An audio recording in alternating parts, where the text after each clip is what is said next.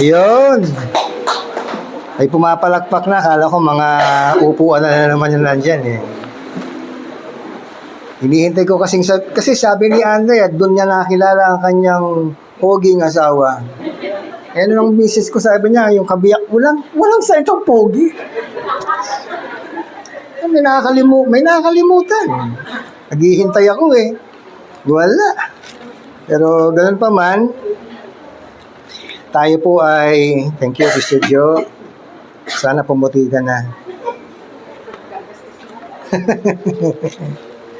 Tayo po ngayon ay nasa ikatlong linggo, katulad po ng sinabi ng atin pong tagapagpadaloy.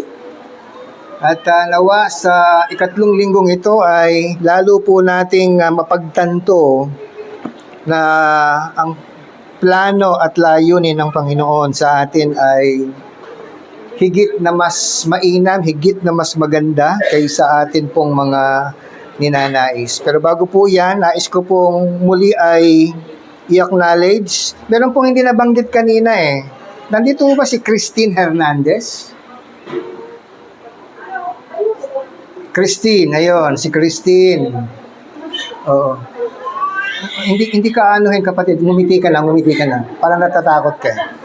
Ayan. So, salamat Christine. Pang-ilang ulit mo na to? First time mo lang? Kaya pala kinakabahan ka. Mamaya hindi ka nakakabahan. At syempre si Norwen Sagun. Ayun, si Norwen. Kaso lang wala si Angelica eh. Si Angelica ang nagano sa inyo? Okay. Andito naman yung jowa niya eh. Si Budong. Kilala niyo ba si Justin? Okay. At saka syempre si Julian Nebria. Okay. So, I hope hindi ito yung wakas, kundi yung simula. Magkita-kita po ulit tayo. Siyempre doon sa mga dati po natin, si Tatay John at si Brad Leopoldo. At siyempre si Pastor Bal. Pangilan mo na kapatid? Second time, no? Second time? At tulala si Pastor Bal.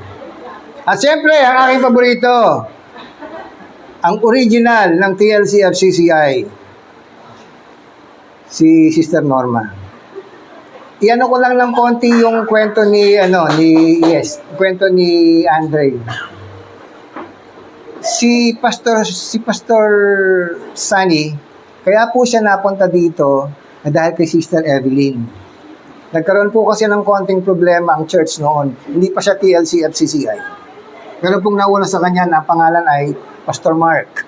Nagkaroon po ng problema. It's a bit of background and para for the awareness and know-how of everyone here. Nagkaroon po ng problema ang church. Tinawag ako ni Sister Evelyn from Canada. Nasa Canada pa siya ngayon noon. Sabi niya, Pastor Ed, may problema po. Kasi tuwing tatawag sa akin yan, lagi may problema. Sabi ko, ano yung kapatid? Yun pong ating naidestinong pastor. Kasi kasama ako doon sa naghugas ng paa hinugasan ng paa ng pastor na yun. Saan man siya naroroon, nawa ay ipuin siya ng Panginoon. And then eventually, yung pastor na yun ay nawala. Yung si Pastor Mark at saka si Pastor Sunny ay magkaibigan. Kaya sabi ni Sister Evelyn, merong inirekomenda na ang pangalan ay Sunny. Paki-interview. So, in-interview ko si Pastor Sunny doon sa Quezon City Park. Katabi ng Lang Center yata yun. Yung banda dito.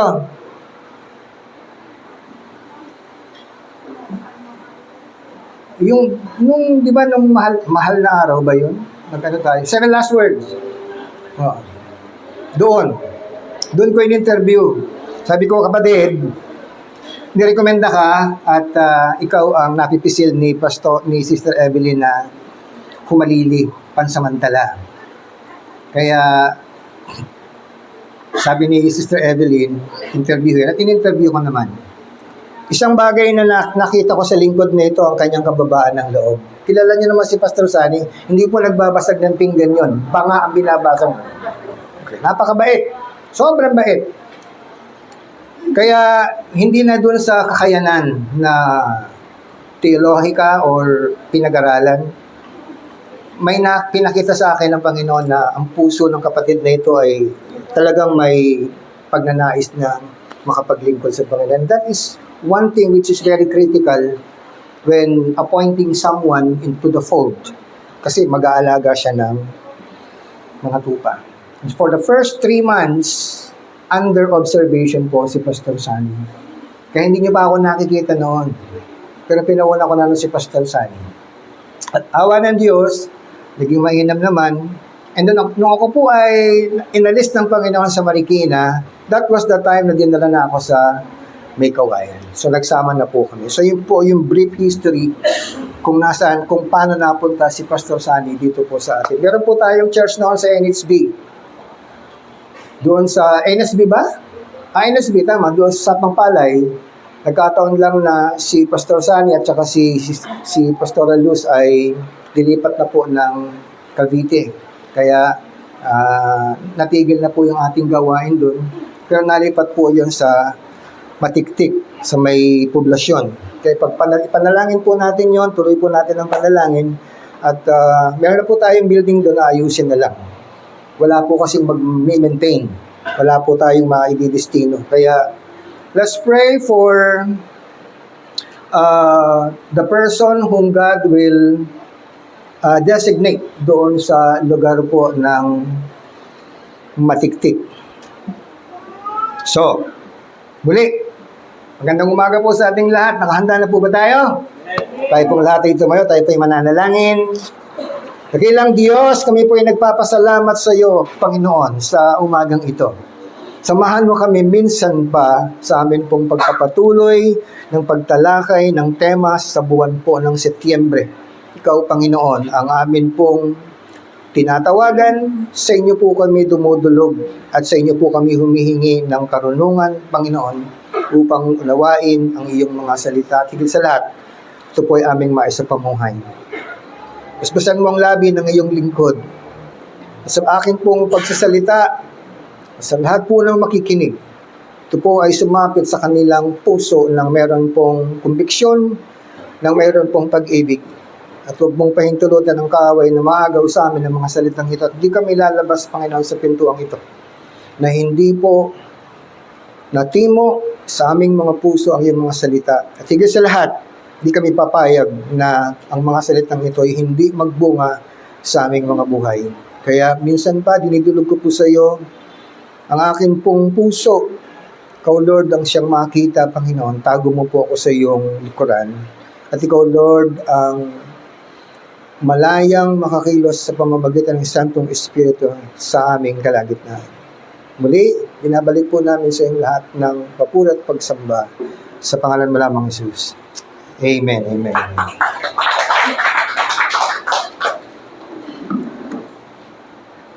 Noong nakaraan ay tinalakay po natin, second Sunday, kinuha po natin yung atin pong tinalakay sa aklat po ng Mateo, Kabanatang 25, at nakita po natin doon yung talinghaga patungkol po sa mga talento, no? The parable of talents. Iyon po ay batay sa paglalahad ni Mateo.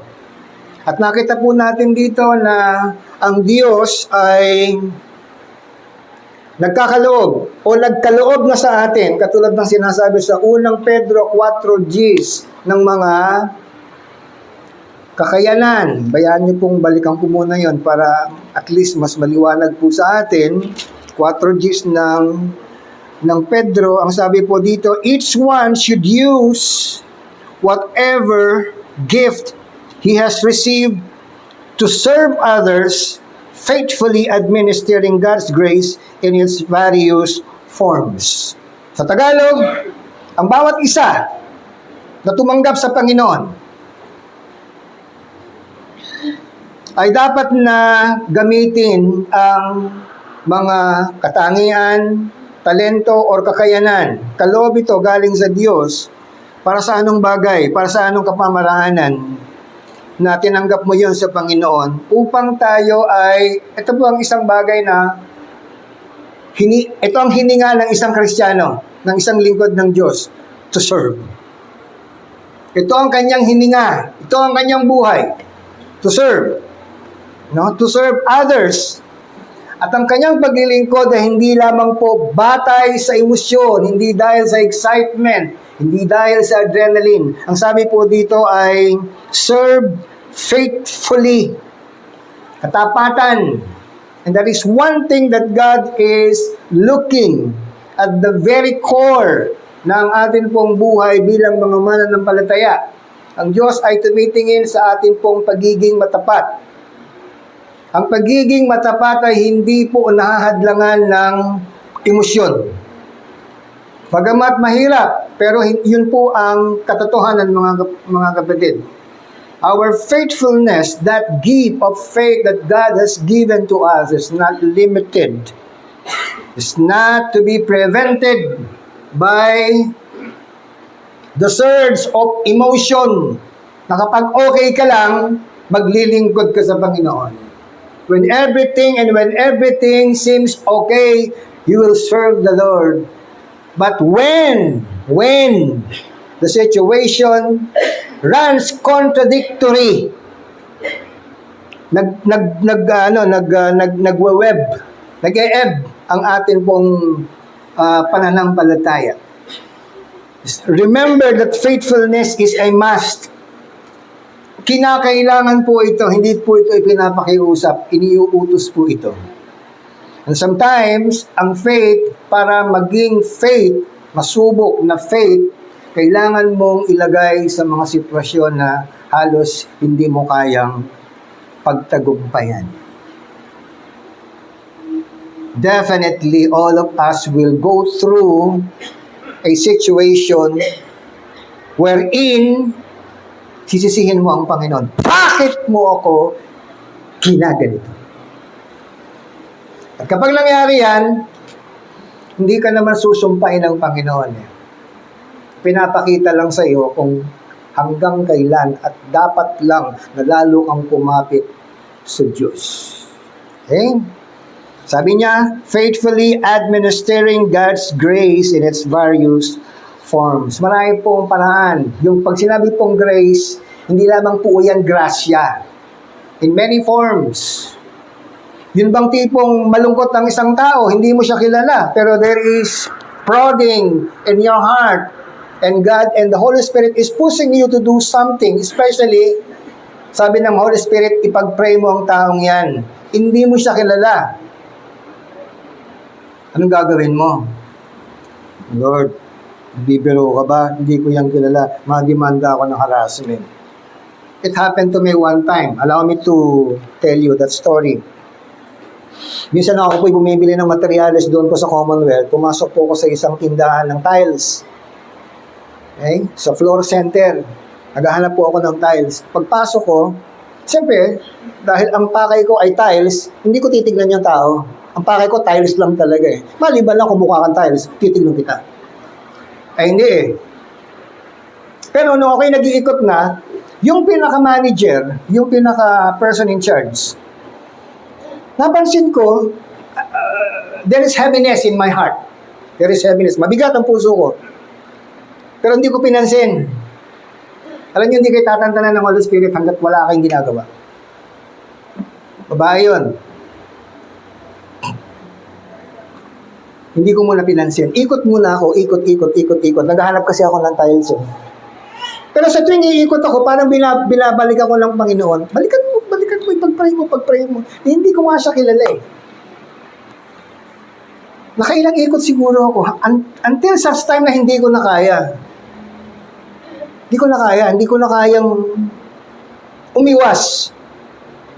Dahil mga kapatid, mangyayari, alam ko may nangyari niyan sa inyo. Pero sa iba, mangyayari po yan sa inyo. Bantayan nyo lang, hintayin nyo lang. Mangyayari yan.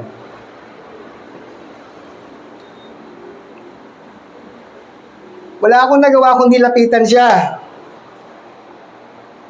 Ewan ko ba, wala nang paabog-abog. Sabi ko, Miss, may problema ka ba? Umiyak. Ayun, ganun. Para may feelings. So, hindi ko na tinanong kung anong problema niya. Pinag-pray ko lang siya. Hindi ko alam kung ano yung pag-pray ko. Pero may namumutawi sa bibig ko. Hindi mo kayang pigilin eh. Hindi mo kayang pigilin. Hindi po ito one time nangyari sa akin na several. Bago po ito, doon pa sa lugar na Saipan. Nangyari na po ito sa akin. I was in the fasting mode. Pero tapusin ko muna ito isang kwentong ito. So, pinag-pray ko siya. Alam mo, habang pinag-pray ko siya, nanginginig siya, umiiyak siya. Sobrang bigat talaga ng damdamin niya. Hindi ko na tinanong kung anong problema niya. Pero nung matapos ko siyang ipanalangin, ang sabi niya, salamat po sa panalangin, kailangan ko po yun. So pagkatapos noon, umalis na ako, at itinuloy ko na yung buhay ko. Yung pangalawang kwento, when I was in Saipan, Wednesday yun gabi. Papunta na po ako ng church, nananalangin ako, and then all of a sudden, the Holy Spirit spoke to me, sabi niya, kneel down. So tumingin ako, wala naman akong kasama, basta kneel down, pray. Kasi ipapanalangin ko. Pray. So sabi ko, Lord, sige magpamanalangin. Lord, itong panalangin ito, kung sino man ang talaga nangangailangan ng panalangin ito, para sa kanya itong panalangin ito. Ano man ito, ano man ang kalagayan niya, ingatan mo po siya. At kung may masama man nangyari sa kanya, patuloy mo pa rin siyang itayo. Alam niyo ba, nung nasa na ako sa church, isang kapatid namin na bangga ang kanyang sinasakyan. So that's how God speaks. No? When you are in tune with God, kapag naka-align ang spirito mo sa spirito ng Panginoon, clearly, you will hear the voice of the Holy Spirit. I cannot describe the voice of the Holy Spirit, but deep inside, sa puso ko, alam ko siya yun. Alam ko siya yun. There is this sense of urgency, may pagmamadali. At sasabihin niya kung anong gagawin mo, luhod or manalangin or lapitan, sasabihin niya yun clearly. Clearly, mga kapatid. Marami pang mga pagkakataon na narinig ko ang tinig ng Panginoon. Nung nandito na ako, nandun ako sa abroad at nung nandito na ako sa Pilipinas. Kaya, sinasabi ko sa sarili kong, talagang hinanap ako ni Lord. Dahil wala ako talagang kabalak-balak na maging pastor. Kaya, kung ano man ang inyong kaloob at ipapabatid yon ng Panginoon, ano man yon, siya ang mangungusap sa inyo. Siguraduhin nyo lang na ang inyong puso ay bukas, nakatuon sa Kanya, at nakahanda kayong makinig. Huwag nyo lang pakinggan. Gawin nyo dahil yun ang inuutos Okay? So, at faithfully administering the gift which God gave us. Sabi doon, administering God's grace in its various forms. Ano yung ibig sabihin administer? Pinapangasiwaan mo. Technically, we are all administrators. Technically. Ano bang gawain ng isang administrator? Ano ba ang nakapaloob sa salitang nangangasiwa? So, meron kang pagbabantay, meron kang pag-oobserba, meron kang pagbuo ng mga plano, estratehiya, paano 'yan gagawin, may duration of course. Para masukat natin kung naging effective ba yung ganong uri ng pag-aanalisa or pagpuproseso. Now, itutuloy ko po doon sa Lucas, yung kabanata po ng 25 ng Matthew, ito po ay tinawid ko doon sa Lucas 19, talatang 12 hanggang 27. So please reflect. Luke chapter 12 at 19. Beginning 12 to 27. Pakinggan po niyo itong maigi, no? Kasi doon po sa Mateo, kung inyo pong titignan, basahin ko lang po ng mabilisan bago po yan, para makita po natin yung comparison. Again, it will be like a man going on a journey who called his servants and entrusted his property to them. Take note of the word property. Property ang sinabi ni Mateo. to the one who gave 5 talents, 5 of money, yung pong isang talent ay equivalent po sa 3 months salary. 3 months salary. Yun po ang ibinigay. So, 5 talents. And to other 2 talents, and to another 1 talent. It's according to his ability. Ability is equivalent to faithfulness or administration. Pangangasiwa, abilidad, kakayanan. So, walang tao na hindi nagtataglay ng abilidad. Lahat po tayo ay may abilidad. Depende lang kung paano mo gagamitin administration of your ability. So, 5 to 1 talents. The man who had received the 5 talents went at once and put his money to work and gained 5 more. So also the one with the 2 talents gained 2 more. Hindi po yan cancer. Tumor. Tumawa naman kayo. Masyado kayo seryoso. But the man who had received the 1 talent went off, dug a hole in the ground, and hid his master's money. So doon ko lamang po kayo dadalhin. Ngayon po, pagmasdan po natin ito. Ilan po yung binigay? 5, 2, 1. Okay. Tingnan po natin sa Lucas 19, talatang 11. While they were listening to this, he went on, hindi ko nadala yung aking laser. He went on to tell them a parable. Ano po yung parable? Ito po ay talinghaga. Because he was near Jerusalem.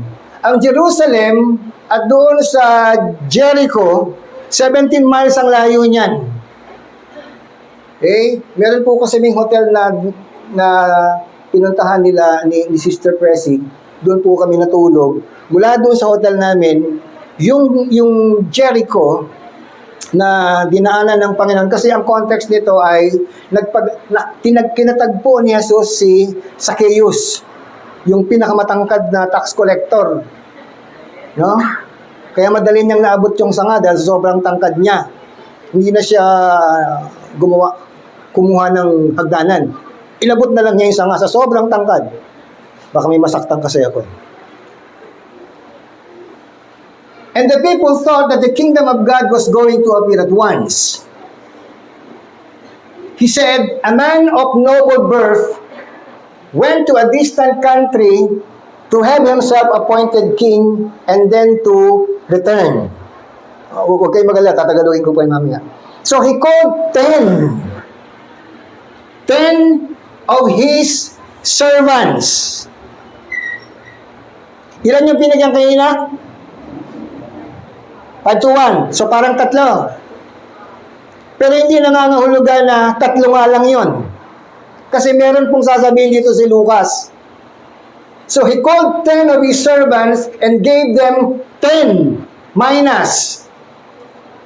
So tig-isa. Iba yung kay Mateo, iba yung kay Luke. Pero tignan po natin ang buod. Put this money to work. Put this money to work. Servants po ba tayo ng Panginoon? May binigay ho bang pera sa inyo ang Panginoon? Magkano? Pastor, huwag mo nang tanungin. So, sabi doon, he called 10 of his servants, 10, ibig sabihin marami. Hindi lang literal na 10, marami yan. Pero sabihin natin, sige, 10 muna. Put this money to work, he said, until I come back. Until I come back. Ayan, tandaan po natin yan. So kung merong ibinigay sa iyo at merong iniutos sa iyo ang Panginoon na dapat mong gawin, gawin mo dahil babalik siya.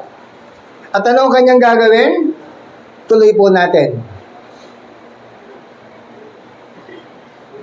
But his subjects hated him and sent a delegation after him to say, we don't want this man to be our king. Kung titignan niyo yung binasa niyo, merong konting ano yan may konting pitik. May konting pitik yan. Kasi may historical background yan Tuloy. He was made king, however.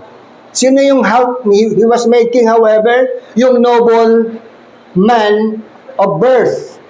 Yung umalis.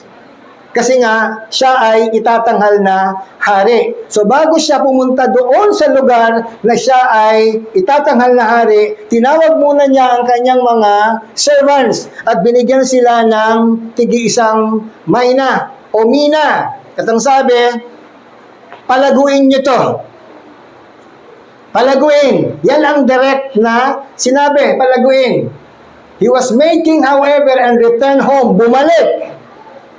Then he sent to the servants to whom he had given the money. Tinawag niya yung mga lingkod na kanyang pinagtiwalaan ng pera in order upang malaman niya what they had gained with it. Ano sabi dyan? Meron pong meron pong tonong, hindi ako dapat malugi Ibinigay ko sa inyo yan, wala akong tatanggapin na, boss, lugi. Hindi yung katanggap-tanggap. In order to find out what they had gained. Hindi sinabing in order to find out what they had lost. Gain ang sinabi, past tense, with it, doon sa pera niya. Ipinagkatiwala lang niya yung pera niya at ibinigay niya doon sa kanyang mga katiwala o katiwaldas. At ang sabi, palaguin niyo yan. Paganahin niyo yan. Next. The first one came and said, Sir, your mina has earned 10 more. 10 ang pinagbigyan. Tig-isa. May nag-report. 10. Mula doon sa isa, naging 10. Next. Well done, my good servant. His master replied, because you have been trustworthy or faithful in a very small matter, take charge of 10 cities. 10 mga lungsod. Next. The second came and said, Sir, your mina has earned 5 more. Yung isa, naging 5. Diyan po ba kayo? Okay. Next. His master answered, you take charge of 5 cities. So, 10 over 10. 5 over 5. Next. Then another servant came and said, Sir, here is your mina. I have kept it laid away in a piece of cloth. Next. I was afraid of you. So, ito na po yung dahilan. Hindi yung dahilan ng hinahanap ng nagtiwala, kundi yung ganansya. Yung tubo. Hindi dahilan ng hinahanap niya. Because you are a hard man, yung hard man ay katangian ng noble man. Hard man. Mahigpit. You take out what you did not put in. O nakikinabang ka sa hindi naman ikaw ang nagtrabaho. Pero alalahanin natin na pera niya yan pera niya. Pera niya. And reap what you did not sow. Umaani ka sa hindi mo naman pinagtamnan. Next. His master replied, I will judge you by your own words. Bitinin ko muna kayo dyan. I have a question. Naka-ready na ho ba kayo? Napakahirap itong tanong ko. Ilan ang pinagbigyan ng taong ito? Ilang alipin? 10. Correct. Tama kayo. Pero hindi yun ang tanong. Ito ang tanong. Bakit 3 lang ang nag-report? Nasaan yung 7?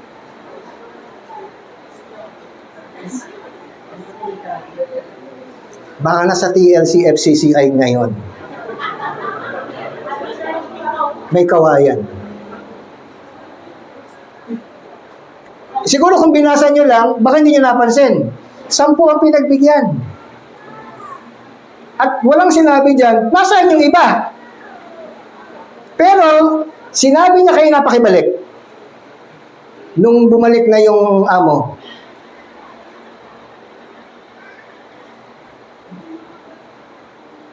Next.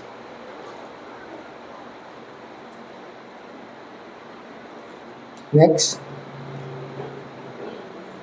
Hindi yan yung una.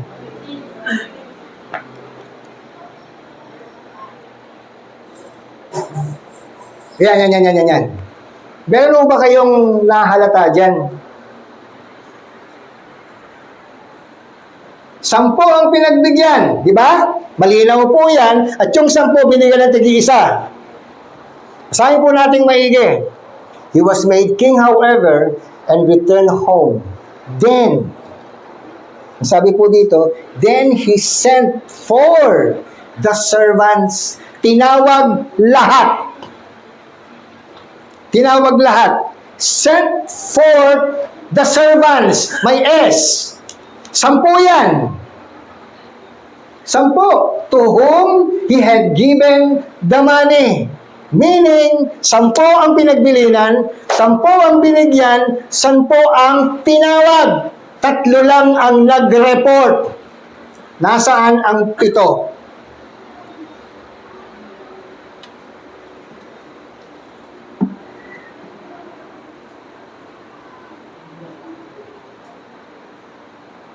Ibig sabihin, mga kapatid, maraming Kristiyano missing in action. May ibinigay si Lord, dala nila, walang accounting. Iyon ang malungkot sa buhay ng Kristiyano. Kasi lahat tayo tatawagan eh. Na malinaw po yan. Although it is a parable, but let me tell you, mga kapatid, walang nangyari sa kasaysayan ng mundo na nalingat ang kaisipan o ang kaalaman ng Panginoon. Nangyari yon sa kawalan. Pero sa sitwasyon natin, time and space, wala po tayong nakita. Pero, bago pa mangyari na magkasala si Adan at Eva, nakita na ng Panginoon yun. Hindi sila pinigil. Mga kapatid, kung gagawa ka ng kasalanan, hindi ka pipigilin ni Lord. Alam niyo ba? Hindi ka pipigilin. Habang ikaw ay nasa lupa, ang salita ng Diyos, ang siyang maghuhusga sa iyo. Kung hindi mo nabasa ang salita ng Diyos, walang maghuhusga sa iyo, mabubuhay ka ng bulag. 2 Corinthians 4:4. Paki-reflect.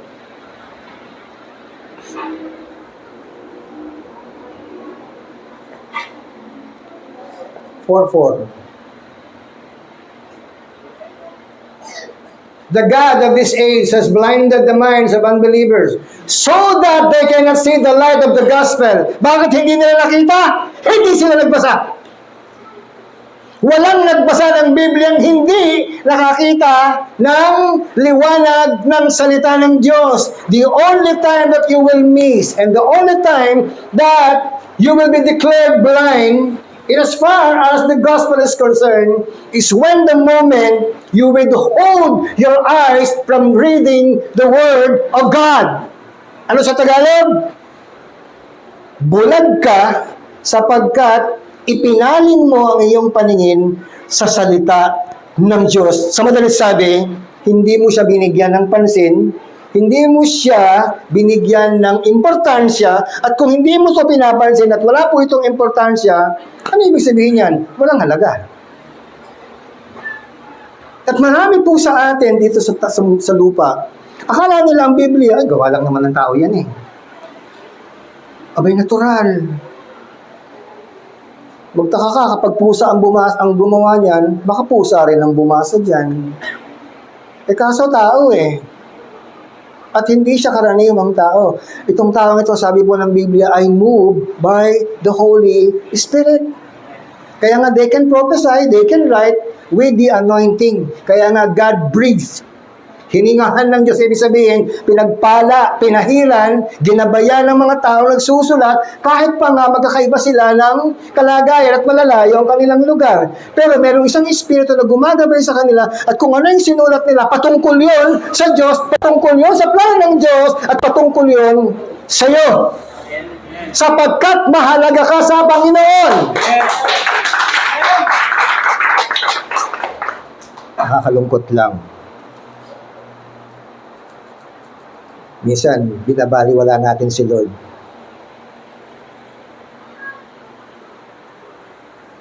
Balik tayo doon sa Lucas, kapatid. Babawi ako sa'yo, 2 linggo ka nawala eh. Pahihirapan naman kita. Para makabawi naman. Luke 19. Andyan pa ho ba kayo? Ilan ang tinawag? Ilan ang pinagbigyan? Ilan ang ibinigay sa bawat isa? Isa. Magkano ang tinubo ng isa? Magkano tinubo ng isa? Magkano ang tinubo ng isa? Wala. Mga kapatid, tumutubo na ba sa inyo ang Panginoon?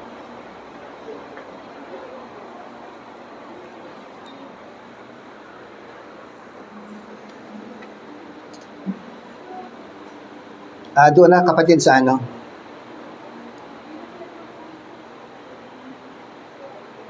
Doon sa isa. Yung tumanggap ng isa. Verse 17.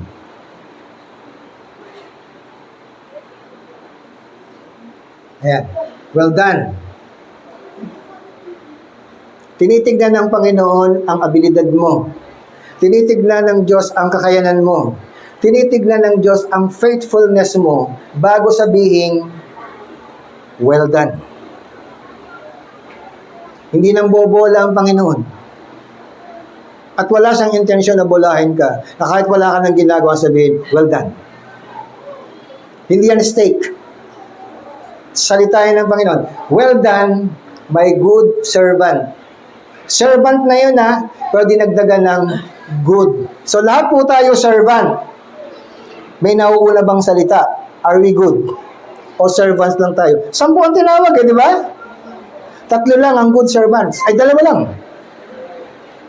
2 lang. 3 na nga lang nag-report, 2 lang ang may tubo.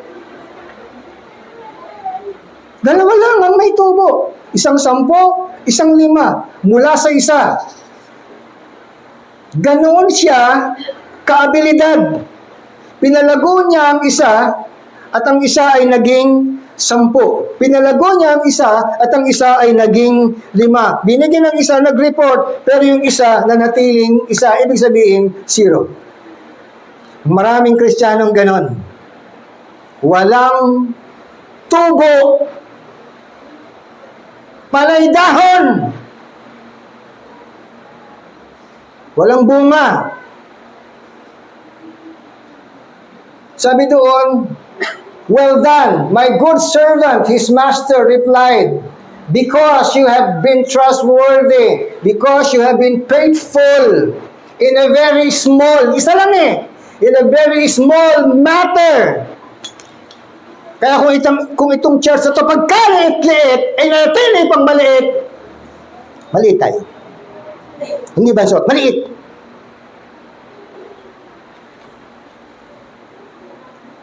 Tingnan niyo ang mustasa. Isa sa pinakamaliit na binhi. Pero hindi po siya mananatiling binhi.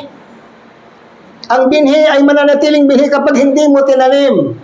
Kailangan mong itanim para siya ay tumubo. Ngunit ang pagtubo niya, wala pa pong bunga, may proseso. Kailangan muna niyang umugat sa ilalim. Dahil yung ilalim ang mahalaga. Kailangan mag-ugat, kailangan mamatay ang binhi. Not unless a grain of wheat fall into the ground and die by itself, it will not produce fruit. Ang sabi po ng Juan. Not unless fall into the ground. Ibig sabihin, ibaon. Ibaon. It will not produce fruit.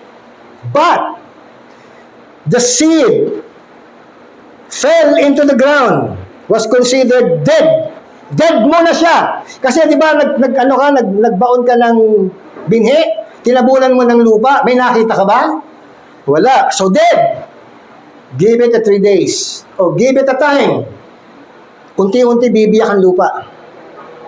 Merong uusbong. And that is the process.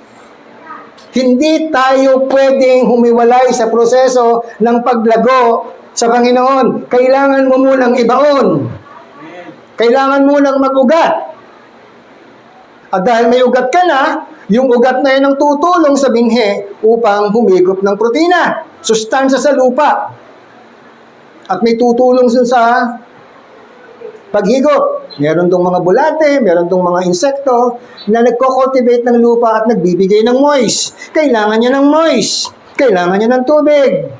Kailangan niya ng pagkain. At ikaw na nagbabasa ng Biblia ay kumakain sa salita ng Diyos. At habang ikaw ay nagbabasa ng Biblia at nauunawa mo ang salita ng Diyos, mga kapatid, lumulusog ka. Kaya pagpatuloy kang magbasa, kailangan mong mag-ugat. Kailangan mong mag-ugat. Kailangan mong mag-ugat. At doon sa pag-ugat na yon, ang sabi doon, magbubunga ng tig 60, tig 100, at tig 30.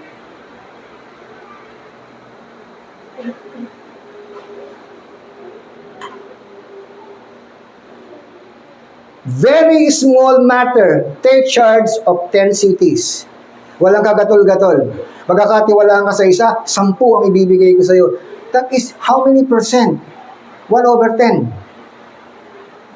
1,000%? Ano ibig sabihin? Siguro, tsak ang ganansya mo sa Panginoon. Tsak, wala kang lugi. Next. The second came and said, Sir, your mina has earned 5 more. Next. His master answered, You take charge of 5 cities. Music. Pinagkatiwalaan kayo ng tinig. Pinagkatiwalaan kayo ng pagtugtog. Hindi nangangahulugan yan lang ang kaya mo. Naging first assignment ko nung ako po ay bagong Kristiyano ay utility. Mag-ayos ng upuan. Maghukay ng kanal doon sa church. Kasi wala akong paalam-alam eh. Pero hindi ako pinagtagal ni Lord doon. Eventually, inangat niya ako, nag-i-exhort na ako sa mga kabataan. Ang unang assignment ko, love, courtship, and marriage. Akalain mo, ang bilis. Pagkatapos nun, nagsasalita na po ako, exhortation sa mga ano ba yung uso noon? Yung krusada. Kumakanta po ako dun. Mga sarili kong komposisyon ang kinakanta ko sa krusada. Pagkatapos noon, nilipat ako ng lugar mula sa Bulacan, dinala ako sa Marikina. Nakakilala ko yung isang anak ng pastor. Naging mabuti ang aming relasyon. Pero hindi ko siya napangasawa, relasyon lang. Kapatid, yun ang napangasawa. Buti na lang. Ano nangyari? Naging assistant pastor ako nung tatay. Pinapadala na ako sa Santa Maria. Pinapadala ako sa Tumana. Pinapadala ako sa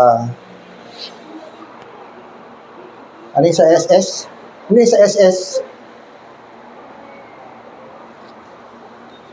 Kalimutan mo na. So, nagsasalita na po ako. Pagkatapos ng mga kapatid, naging youth pastor ako.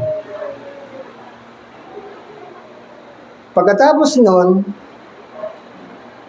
dinala ako ng Panginoon sa Masambong. Ay, hindi. Medyo may nalaktawan ako. Nasa love ministry ako, naging ministry ko na ang tagatugtog. Gitarista ako nun. At pagkatapos noon, dinala na ako sa Masambong. Pagkatapos sa Masambong, dinala ako sa seminaryo. At pagkatapos noon, Dinala ako sa Libtong. Pagkatapos sa Libtong, dinala niya ako dito. Hindi ko alam kung saan ako dadalhin ako. Sa Quezon pa nga pala. At doon ko nakita na maraming kaloob, manifold gifts ang ipinigay sa akin ng Panginoon. Next. Then another servant came and said, Sir, here is your mina. I have kept it laid away in a piece of cloth. Bigyan ko ng allegory yung piece of cloth na yan. Yung bang tipong ang ganda ng bihis mo, na talagang mapagkakamalan talagang Kristiyano ka. Kasi may bit-bit kang Biblia eh. Di ba? I have kept it laid away in a piece of cloth. Hindi dahil maganda ang bihis, hindi dahil medyo maamo ang kanyang pagsasalita, ay may tubo. Kasi itinatago mo lang eh. Itinago mo lang sa magandang bihis, itinago mo lang sa medyo maamo, medyo finish ka kapag ikaw ay nasa church. Pero sa katotohanan, wala kang bunga. Next. Eh yung kay Matchet, binaon lang sa lupa, di ba? Ito hindi. Yung mga matatanda noon, yung mga pera, nakabalot sa panyo. Hindi nilalagay sa bulsa, nilalagay sa dede. Sino nakaabot nung panahon na yon? Si Marisa, baka inabot ni Marisa yon. Di ba nung bata ka? Oo, yung mga matatanda. May panyo, tinitiklop, ay tinatali. Tapos nilalagay dito sa may dede. Alam naman, dakmain mo yon. Very safe yun. Hindi uso bangko noon. Kawayan at dede ang pinagtataguan ng pera. Baka naman yung dede na lang matandaan mo, gang ha? Sabi niya, bakit niya ginawa yon? Anong katangian ng unang dalawa? Yung 10 at saka 5, anong katangian meron sila? Risk taker. Ano yung risk taker? Malakas ang loob, matapang, may abilidad, may kakayanan. Kaya ang Diyos, ang mga servant na tinatawag niya, may kakayanan. At makikita mo yung kakayanan na yan na lumalagaw habang nagpapatuloy ka sa pagsunod sa Diyos. Hindi ka mababokya. Sabi niya, I was afraid. Yun ang kanyang unang dahilan. I was afraid. Pastor, ayoko magpastor kasi mahirap magpastor. Walang kita dyan, pastor. Aba, mga kapatid, sa totoo lang, sa tanang buhay ko bilang arkitekto, hindi po ako nakahawak ng perang matagal-tagal. Aba, nung nagpastor ako, mga kapatid, medyo matagal na.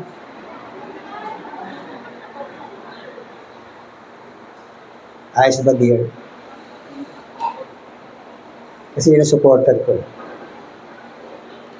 Balik. I was afraid of you. Mga kapatid, natatakot ba tayo kay Lord? Ay no, I was afraid of you. Takot ako sa'yo eh. Sino dito ang natatakot sa Panginoon? Magkausap nga tayo, magkaintindihan nga tayo. Alam mo may Diyos, at naniniwala akong alam mo na may Diyos.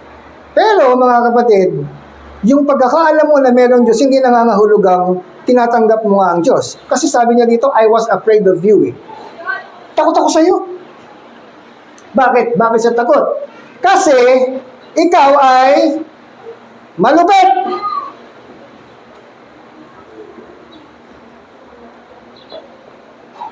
Na hindi mo nakita sa dalawang nag-report. Wala sang sinabing malupit ka. Kasi ang alipin ay walang pagmamay-ari.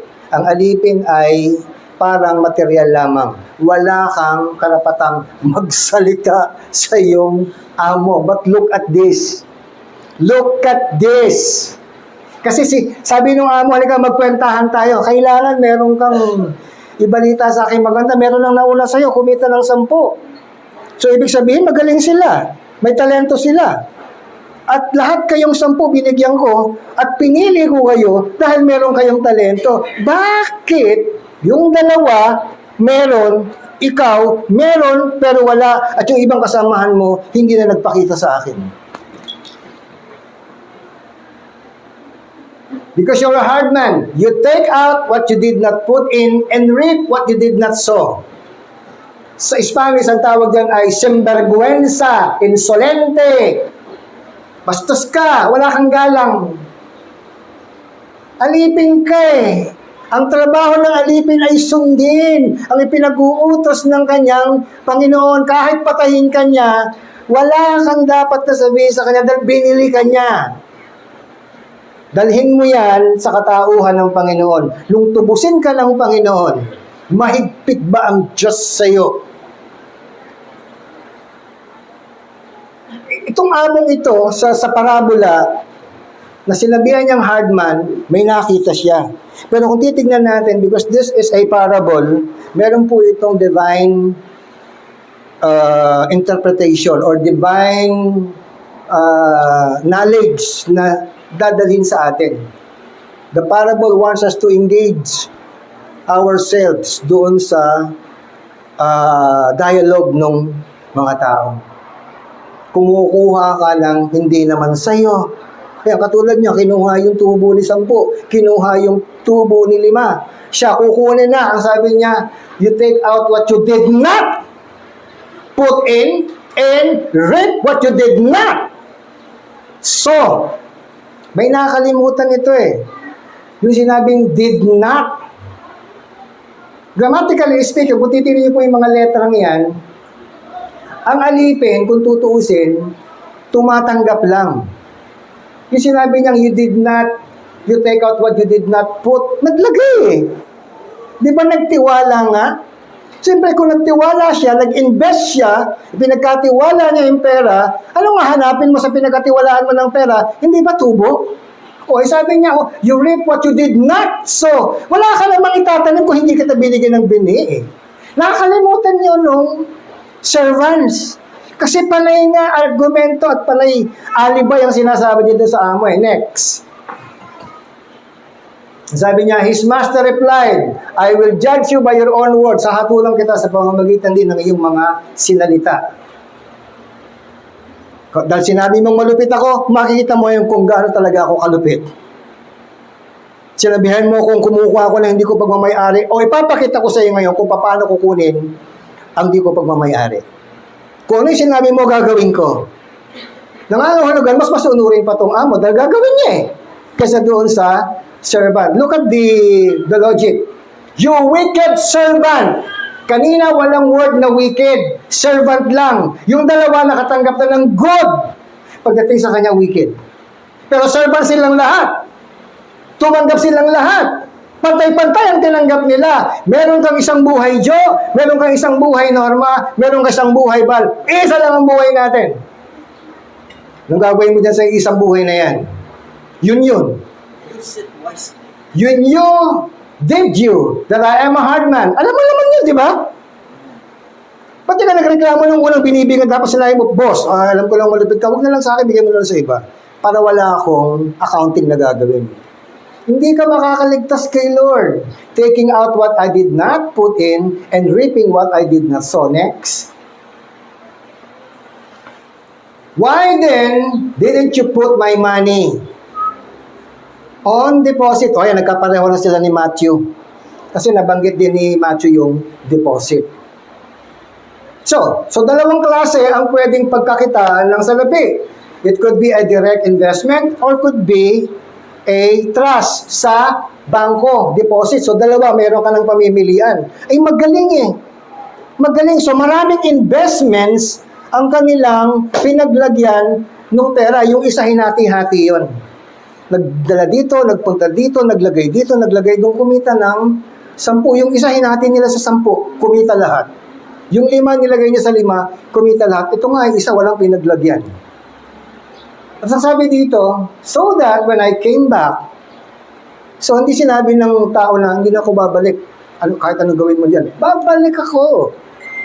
I could have collected it with interest. God is looking for someone who can see clearly opportunities. Ikaw yung tao, dapat na ang nakikita mo ay oportunidad, hindi alibay, I am afraid.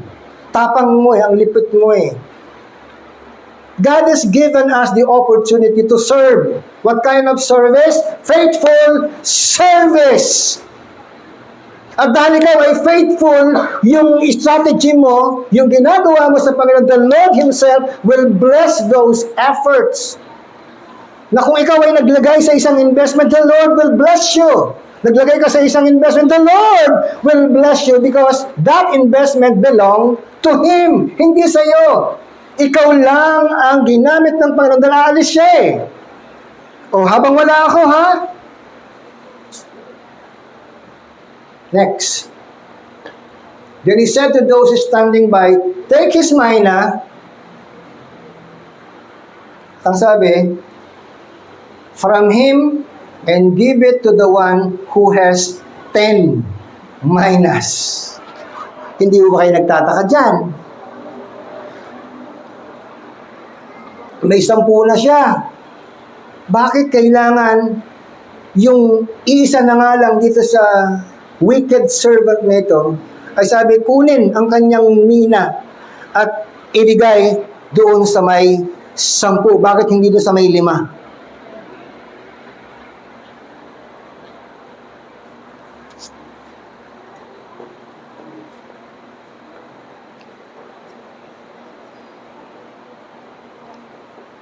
Minsan ang hirap sagutin, Pero simple lang yan Bakit ako magbibigay sa 5, ay kikita ako ng 10? Simple! Kapag binigay ito sa 5 lang kikitain ko, ito 10 O di 20 na ang kikitain ko doon sa isa. Ay 2 pala kasi magdadagdag ako ng investment Ano ang aral sa atin yan? Kung ikaw ay isang Kristiyanong unproductive, hindi ka pagkakatiwalaan ng Diyos nang susunod pa. Pero kung ikaw, kahit hindi ka napapansin, faithfully ginagawa mo ang isang bagay na inuutos ng Panginoon according to His Word, yung sinimulan mo, palalaguin ng Panginoon. That's the reason why He gave that mina to the one who has 10 minas. Why? To double the profit. Double the profit. Anong implikasyon niya sa ating pagkakaloob?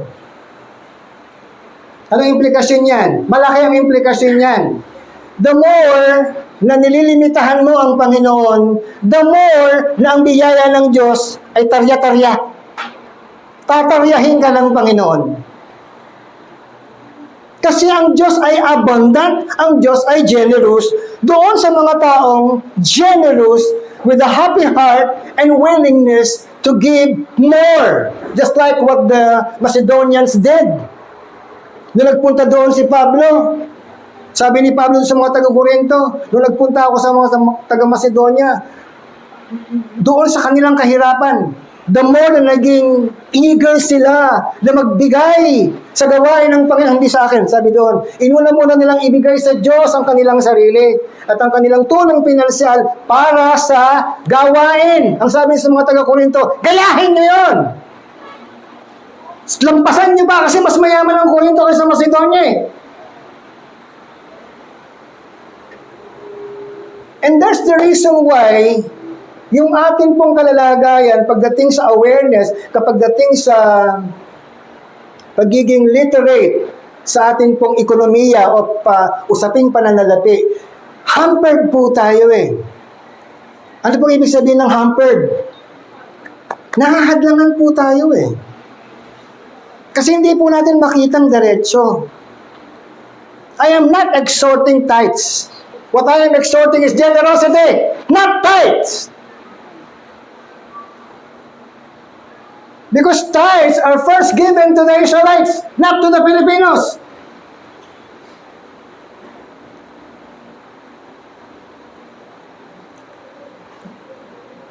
May namatay po tayong kapatid doon sa Payatas. Hindi ba nag-GC po ako sa inyo? I'm eager to receive your gift. Nasasabik akong matanggap ang inyong mga kaloob. Ilang oras na, wala, binura ko na. Anong ginawa ko? Tinawagan ko yung mga kaibigan ko sa ibang bansa. Kapatid, may namatayan kami. Ito yung sinabi ko sa iyo. Ang bahay nila nandun sa Payatas. Nagsusort lang sila ng basura. Walang-wala talaga. Humihingi ako ng tulong sa iyo. Alam niyo kung magkano pinadala? $120. That's 6,000 plus. At nagdagdag si Emerson, 510 yata. Nagdagdag din si Pastor Claire, 600. May nagpadala, 1,000. May nagpadala, 300. If I would compare the gift that came from the church, mga kapatid, nakakahiya po tayo. Ibang tao ang tumulong doon. Tayo ang main church. Kaya sabi ni Prezi, ba't mo binura? Sabi ko, ayoko maging pabigat sa kanila. Nakiusap lang ako. May tumugon naman, medyo nahuli nga lang. Yung prayer partner ko, si Pastor Mon Oreta, tinawagan ko siya, Pastor, makikisuyo lang ako. First time ko itong gagawin. Kilala mo ako. Hindi ako nanghihingi. Pero for the benefit ng mga kapatid, para magpasalamat sila sa Diyos. At pangalawa sa'yo, hindi sa akin. Dahil sinabi ko, hindi sa akin itong perang ito. Kay Pastor Mon Oreta, meron po akong video. Nung tinanggap, nung binibilang ko yung pera sa harap niya. 1 taon po yung namatay. Severe asthma and pneumonia. Nung nakaraan, ang necrological service, 9 years old. Nung una is 55 years old. Ito, 1 taon. Baka sa susunod niya, sa tiyan pa lang, patay na.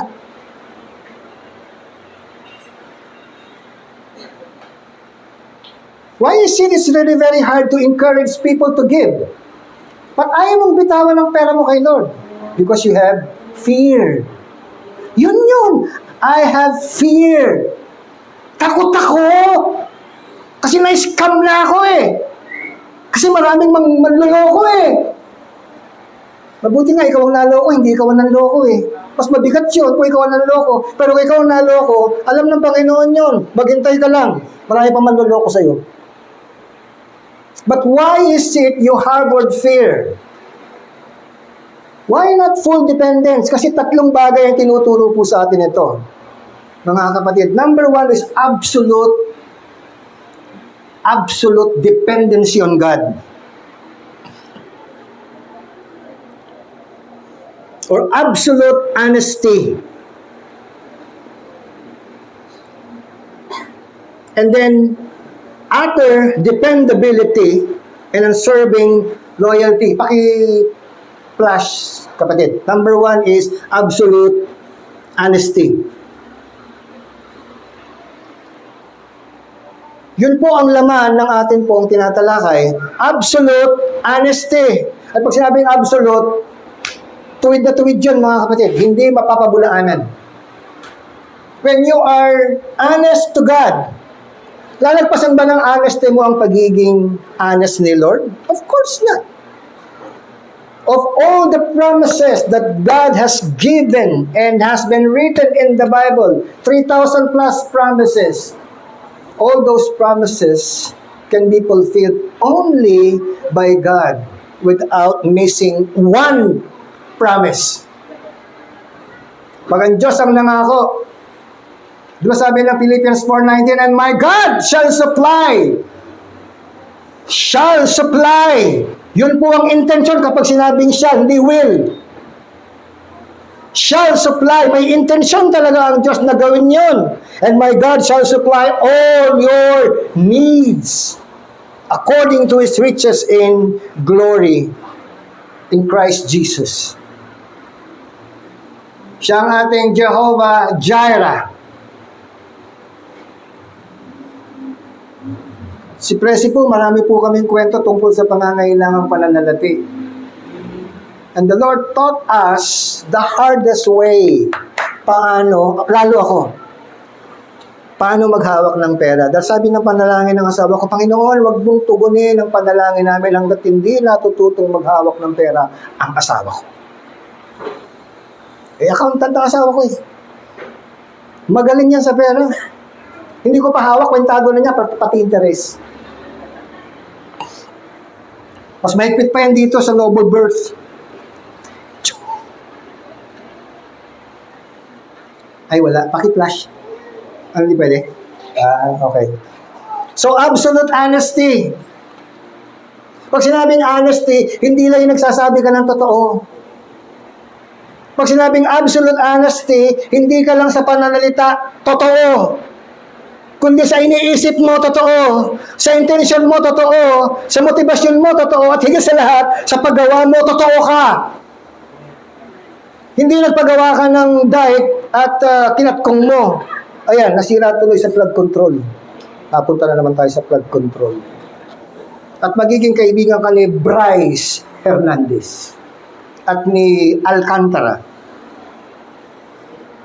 Biruin mo, sabi nga ni Panfilo Lacson, kung sa mabuti nyo ginawa ang mga bagay na ito, hindi ba kayo nahiya? Taga-Bulacan ka pa man din. Ginanyan mo yung mga kababayan mo. Kung naging matino ka lang, di napaganda sana, biruin mo, naglilimas sila ng tubig, kayo naman naglilimas kayo ng pera. Ang swerte nyo! Hindi na maalis ang kahiyan na yun kay Alcantara at saka kay Bryce. Kahit na isauli pa nila lahat ng kanilang natanggap, hindi na mabubura yun. At yun ang sinasabi ng Biblia. Yes, you can be forgiven, but the shame that you have created, it will never be taken away from you. And the worst is, your family will also suffer the shame you brought in. Pati pamilya mo magdudusa sa kahihiyan na dinala mo sa kanila. Hindi sila ang gumawa, pero ikaw ang gumawa, masisisi rin sila. Yan, naku, lahi ng mga mandurugot yan. Buti sana kung sabihin, naku, lahi ng mapagbigay yan. Ay hindi eh. Tatak na yun. Tanyo si Judas, matagal na siyang patay, bukang bibig pa rin siya ngayon. Nakakatabi niyo pa nga eh. Next. His master replied, I will judge you by your own words. Parang next.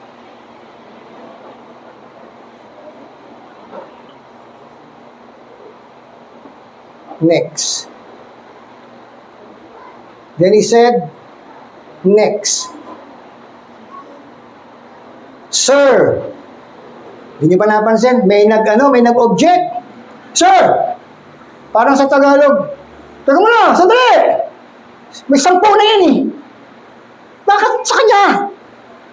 Sir, they said, he already has 10. Iba ang mathematics ni Lord. Next. He replied, I tell you that to everyone who has, yung meron na, di ba meron sa 10? Sabi dito, more will be given. Yung ibinigay sa iyo ng Panginoon, at faithfully, ginamit mo yan para sa Panginoon, kapatid sa una, parang wala kang kita. Subukan mong bumilang ng ilang panahon. Subukan mo. For, sabi doon, but as for the one who has nothing, walang tubo, even what they have will be taken away. Yung pinagkatiwala ng Panginoon, aalisin pa sa Kanya. O, dali natin sa buhay ng mananampalataya. Na-born again ka, tinanggap mo ang Panginoon, nabautismuhan ka, naaralan ka sa doktrina, at lahat tinanggap mo, nakikinig ka ng Sunday school, tinanggap mo lang lahat, so marami ka na. Hindi mo pinamuhay, tatanggalin sa iyo yan. Kaya, ano mangyayari? Manlalamig ka, mananawa ka, ang lahat ng makita mo, hindi ko gustong katabihan. Mamimili ako ng katabi. Ito medyo pogi. Ito medyo maaliwalas ang mukha, dito ako tatabi. So, namimili ka na. So, hindi na si Lord ang intention mo. Hindi na si Lord ang pakay mo. Yung comfort mo na. Yung kagaanan mo na ang iyong prioridad. Mga kapatid, our priorities is irrelevant. Are irrelevant. Priorities are irrelevant. Doon sa prioridad ng Panginoon. Kung babasahin niyo sa Nehemiah ba yun? Tama. Sabi ni Sanballat, Sino yung mabala sa puwet dito? Sanbalat, si Tobias, at saka yung isang Arabian. Sabi niya, halika, magkita tayo, mag-usap tayo. Anong sabi ni Nehemiah? Pasensyahan niyo na ha, hindi ako makakapunta. Masyado akong abala. Saan? Sa ipinagagawa ng Panginoon. If you are not busy with the work of God, then you are busy with the work of the enemy. That's the contradiction or the contrast. If you are not busy with that, then to whom will you be busy? Kanino? Kung hindi ka busy sa Panginoon. Aha! Pastor, busy ako sa trabaho ko. Eh, saan ba galing yung trabaho mo? Sa Panginoon. Hindi! Galing to sa amo ko. Sige, granting. Galing sa trabaho mo. Ay baka naman nag-pray yung amo mo. Lord, bigyan mo ako ng kumpanya para yung kumpanyang ito makapag-hire ng maraming tao at kasama ka na doon. Ay kaso, mas binigyan mo ng pagpapahalaga yung trabaho. Hindi siya nagbigay ng trabaho. Ano sabi ng salita ng Diyos? Trust in the Lord and do not lean to your own understanding. In all your ways, acknowledge Him and He will direct your path. Magtiwala ka sa Panginoon. Absolute. At huwag kang manangan sa iyong kakayanan. Ibig sabihin ng mga naiisip mo lang. At sa lahat ng iyong mga gagawin, sa lahat ng iyong babalakin, ipaubaya mo sa Panginoon. At ang Diyos ay itutuwid ang iyong landas. Ibig sabihin ng iyong buhay. At ang sabi pa ng Biblia, ang Diyos na nagbibigay ng kayamanan at hindi siya nagdadagdag ng mga alalahanin. Tingnan niyo yung mga mayayaman, ang tataas ng bahay. May alalahanin sila. Why? Because they are so rich. Buti na akong mahulog. Oh. Mabuti na lang merong punchline. Kaya mo yon?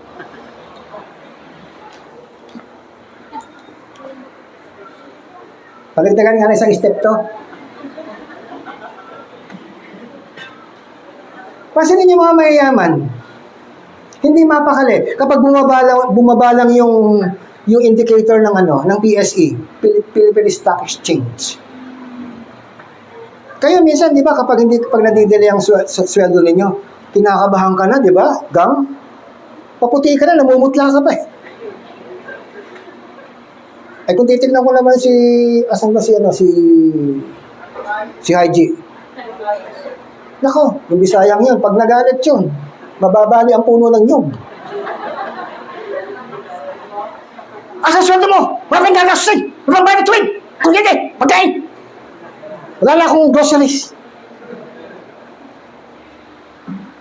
Sabi ni Gab, okay lang yun. Okay lang yun. Ay, sarap talaga mga asaro. Ito ang masakit oh. Wala na nga, kahit sa isa mo na nga, aanisin pa sa'yo. Di ba may kantang, kunin mo ng lahat sa akin, di ba? Wag lang, alalala. Next. But those enemies of mine, tingnan nyo but those enemies of mine who did not want me to be king over them. Mga kapatid, ito. Sino si Lord sa inyo? Sino si Jesus sa inyo? Tagapagligtas. Ano pa? Tagapagligtas. Ano pa? Ha? Provider. Ano pa? Si Lord. Ano sa inyo si Lord? Kasi nakalagay dito, but those enemies of mine, enemies, who did not want me to be king. Hari ba si Jesus sa buhay mo? Ang konteksto ng hari sa Israel, sinusunod yan. Kaya mamatay sila.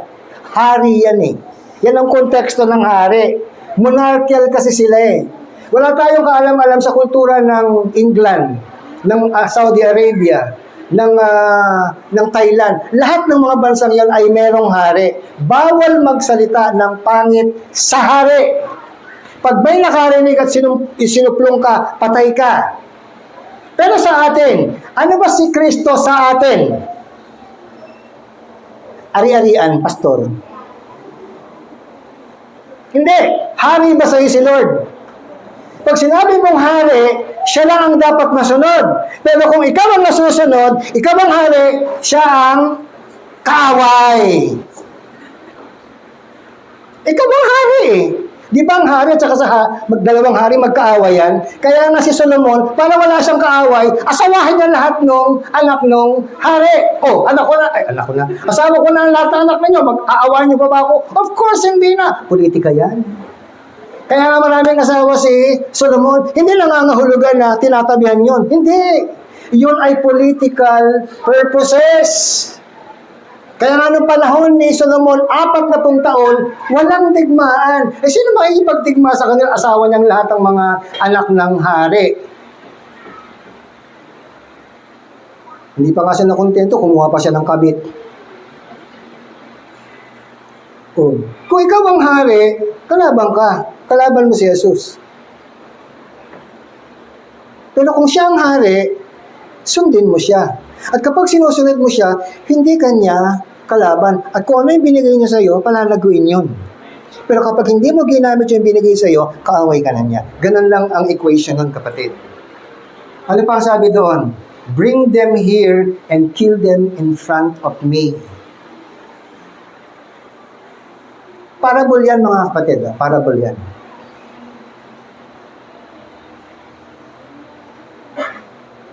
Ibig sabihin, wala ka ng silbi. Ano bang silbi mo? Para kang asin, wala ka ng alat. E tatapak-tapakan ka na lang.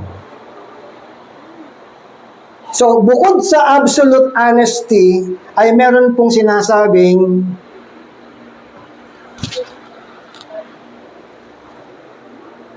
utter dependability.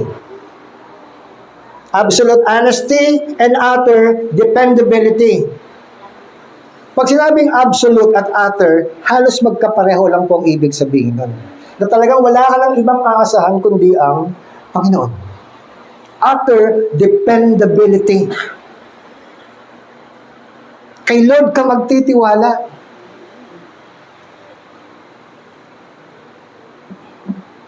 Noong panahon namin ni President, noong panahon na kami ay talagang financially challenged,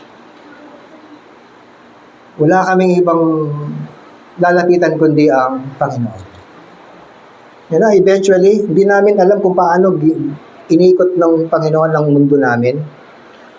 Nakita na lang namin ang sarili namin na nakakaangat na.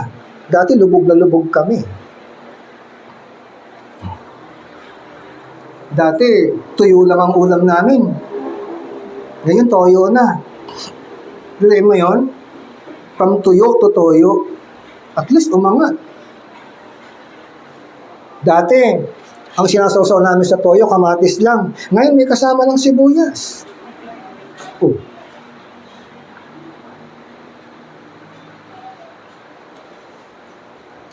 Ang sabi ng Biblia, kapag ikaw ay namanata, namanata, o nanumpa sa Panginoon, ang sabi ng Biblia, gawin mo kahit anong mangyari.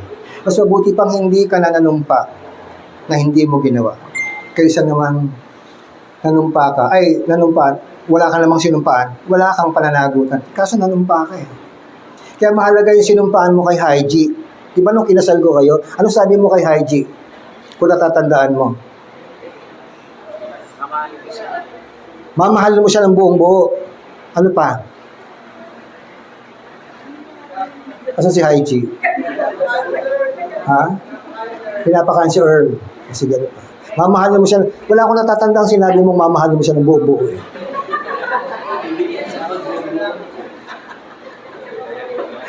Sino ba yan? Kinasal ko ito si John. Ano, sinampaan mo kay Wendy? Mamahalin mo rin ng buong buo. Magkapit bahay talaga kayo na. O yan, si Raymar, tsaka kakasal ko kayo. Maganda na kayo. Kasi meron kayong vows na bago kayo, you may kiss the bride, meron siyang panata. Hindi lang sa hirap at ginhawa, kundi sa hirap at panibagong hirap. Ikaw lang dyan, dito ko. Hirap na ako. Parang ganun. Kapag ikaw nalumpa sa Panginoon, gawin mo. Dahil, hindi ka huhusgahan ng Panginoon sa gusto niya. Huhusgahan ka dun sa binitawan mo. Ikaw ang nagsalita Kaya kapag sinabi mong, Lord, magtitino na ako, magpakatino ka na. Alex. Saan ka ba? Ayun. Pag sinabi natin, Lord, maglilingkod na ako sa iyo, maglingkod na po tayo. Wala na naman si Rodel.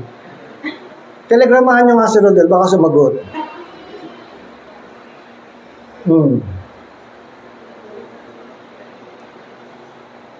Yung pagtitiwala, tingnan nyo, yung pagtitiwala buong buo, pero pagdating sa huli, hatol na Ano yung hatol? Patayin.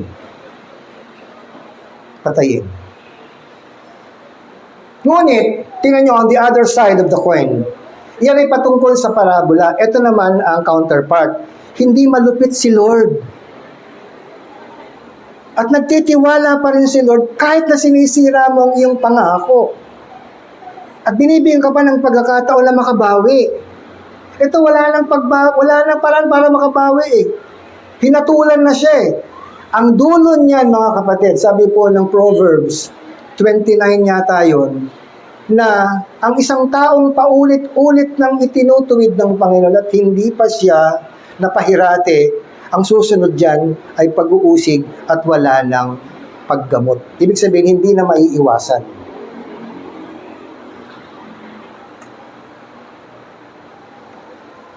Kaya mga kapatid, you walk with wisdom. Proverbs chapter 2, dito na po ako magtatapos.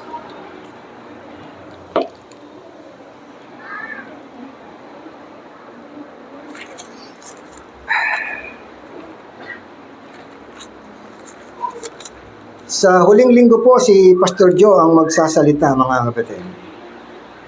Sabi po ng Proverbs chapter 2, beginning to, turning your ear to wisdom and applying your heart to understanding. And if you call out for insight and cry aloud for understanding, and if you look for it as for silver, kung ito ay hahanapin mo, na katulad ng pilak, at hahanapin mo siya katulad ng mga nakabaong kayamanan, then you will understand the fear of the Lord and find the knowledge of God. Verse 6, for the Lord gives wisdom, and from His mouth come knowledge and understanding. Binigyan ka ng wisdom, binigyan ka ng understanding, gamitin mo. Kasi kukunin yan sa'yo pabalik. Babawin niya yan sa'yo, mga kapatid. Kaya you walk in wisdom, or you walk with wisdom and chase opportunities katulad ng mga servants na ito. Tingnan niyo si Joseph. He was a very good administrator. He was a very good accountant. He was a very good, ano ba yung mga di ba may mga katulong at mayroong mga namumuno sa mga katulong? Mayordomo si Joseph. Magaling siyang mamahala. Sa labas, magaling siya. Ay napansin ni Potiphar, magaling ka sa labas. Tignan ko nga kung magaling ka rin sa loob. Lalong gumaling si Joseph. Napansin ngayon ng tinamaan ng magaling. Si Potiphar, Mrs. Potiphar, pogi. Sinidus. Ano ba yung sinidus? Inakit niya si Joseph. Hindi niya alam si Joseph ay mapili. Ayaw niya ng mga Egyptian kasi malakas ang putok. Hindi katulad ng mga Israelita, konti lang ang putok. Sabi niya, hindi ko magagawa ito. Ayoko magkasala sa Diyos at ayoko magkasala sa asawa mo. Sa bahay na ito, ako ang pinakamataas maliban sa iyo. Ikaw lang, hindi ko pwedeng galawin, kaya pwede ba? Tsu! Hindi kita type. Mas type ko si Norma. Bisaya yon. Waray. Bisaya ka ba, Norma? Bicol? Oh, ay, malantik ang ano niyan. Dilaan yan. Kasi mahilig sa gata.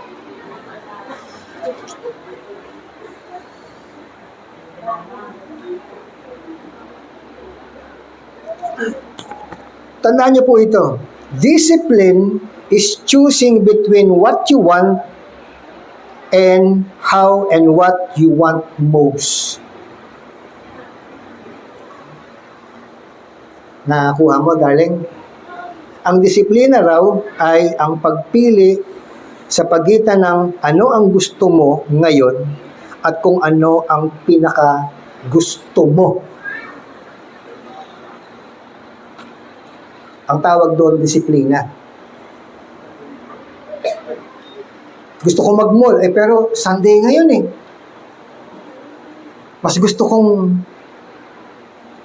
magpunta sa kabilang mall. Kala ko okay na eh. Namili lang pala. Discipline is choosing between what you want now and what you want most. So sa pagtatapos mga kapatid, yung pangatlo, absolute honesty, utter dependability, and unswerving loyalty. Ano ibig sabihin ng unswerving? Yung hindi ka kakaliwa, hindi ka kakanan, diretso ka lang. Walang Kristiyanong neutral. Kasi ang neutral pwedeng pumaling sa kaliwa, pwedeng pumaling sa kanan. Ang Kristiyano, kung tutuusin lang ang Kristiyano, laging forward.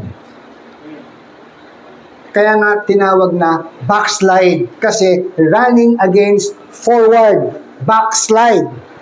Paatras, sa Tagalog, tumanda kang paurong. Backslide ang tawag doon. Hindi alam ng mga matatanda yun, pero meron silang wisdom. So wag po tayong tumandang paurong. Wag po tayong maging Kristiyanong paurong. Wag po tayong Kristiyanong takot. Tayo yung mga Kristiyanong handang sumuong sa panganib. Bakit? Psalm 23. Thy rod and thy staff, they will comfort me. Though I walk in the shadow of the valley of death, I will fear no evil. Because your God, you are with me. Kasama natin ang Diyos, mga kapatid. At dahil dyan, akin na pong tinatapos ang pangatlong installment. Meron pa pong isa. Si Pastor Joe po magsasalita sa ika-4. Ako po ay nasa Antipolo. Tuloy na po ito, mga kapatid. Kaya inaasahan ko po na sa 3 linggo ng ating pong paglilingig ay meron pong natanim dyan. Dahil kilala nyo si Joe, magtatanong yon. Anong tinuro ni Bishop? Paano nyo inanawa? Inuunahan ko na po kayo, mga kapatid. At least alam nyo na yung sasabi, wala kaming natutunan, wala. Hindi kami nakikinig. Gutom na kami. Lampas na sa alas 12 si Bishop. Diba? So, dalangin ko po na doon sa ating pong mga tinalakay, paano tayo lumakad sa karunungan, alalahanin po natin ang basic. Ang pagkatakot sa Diyos ang simula ng karunungan. Hindi lang yon yung simulang pagkatakot, yung simula lagi pong nagpo-progress. Ang katapusan niyan ay ang kunin ka na ng Panginoon. Pero kailangan ni Lord na makita ang iyong tubo. Tayo pong lahat ay tumayo. Mawit po tayo ng whispering hope.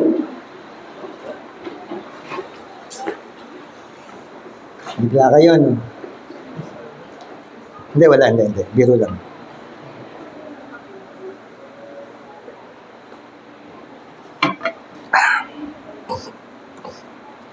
Tayo po'y mananalangin ng pasasalamat pagkatapos po natin ay yung pagkakaloob at ang ating benediction and closing prayer. Dakilang Ama na makapangyarihan sa lahat, nagpapasalamat po kami sa oportunidad na mayroon kami na nakapakinig muli ng iyong mga salita. Salamat sa pribilehyo na makapaglingkod sa hari ng mga hari, Panginoon ng mga Panginoon. Kilala mo, O Diyos, ang aming mga kapasidad. Kilala mo, O Diyos, kung sino ang tapat at di tapat sa amin. Narito kami sa iyong harapan, Panginoon, tumitindig. At nagnanais, Panginoon, na ang amin pong pagtawag ay maging kaluguran sa iyo, O Diyos. Sapagkat walang anak mo na tumawag na hindi mo dininig, Panginoon. Lord, patuloy mong ipaalala sa amin ang mga salitang ito. Patuloy mo pong pag-alabin, Panginoon, ang mga katotohanan ito sa aming mga puso. Tulungan mo kami na lumakad sa iyong katuwiran, sa iyong kabanalan. At ang pagpapalang espiritual na taglay namin ay maibahagi naman namin, Panginoon, sa maraming tao, na mag-invest kami ng aming pong buhay sa aming kapwa, sa pag-sinabi mo sa banal na salita, matalino ang mga taong nagdadala ng kaluluwa sa iyong harapan, Panginoon. At nais po namin tupdin ang mga salitang yan. Kaya bigyan mo po kami, Panginoon, ng katapangan na matakpan ang aming pagiging mahiyain, na matakpan, Panginoon, ang aming pagiging kimi, at matakpan, Panginoon, ang amin pong pag-aalinlangan na kami, O Diyos, ay di tatanggapin ng tao. Sapagkat sinabi mo, kung hindi kanila tinanggap, mas nauna nilang hindi ako tinanggap. At kami, O Diyos, ay sasampalataya na sa lahat ng panahon, sa bawat sandali at oras na kami, O Diyos, ay hahayo upang magdala ng mabuting balita. Ikaw, Panginoon, na magbubukas ng oportunidad ng mga pintuan upang makamalayang makapasok ang iyong mga salita sa bawat tahanan. Kaya tulungan mo po ang iyong mga lingkod, tulungan mo po, Panginoon, bawat isa na makita ang katuturan ng buhay, Panginoon, sapagkat ang katuturan ng buhay ay buhay na mayroon pong kaugnayan sa iyo, dakilang Diyos.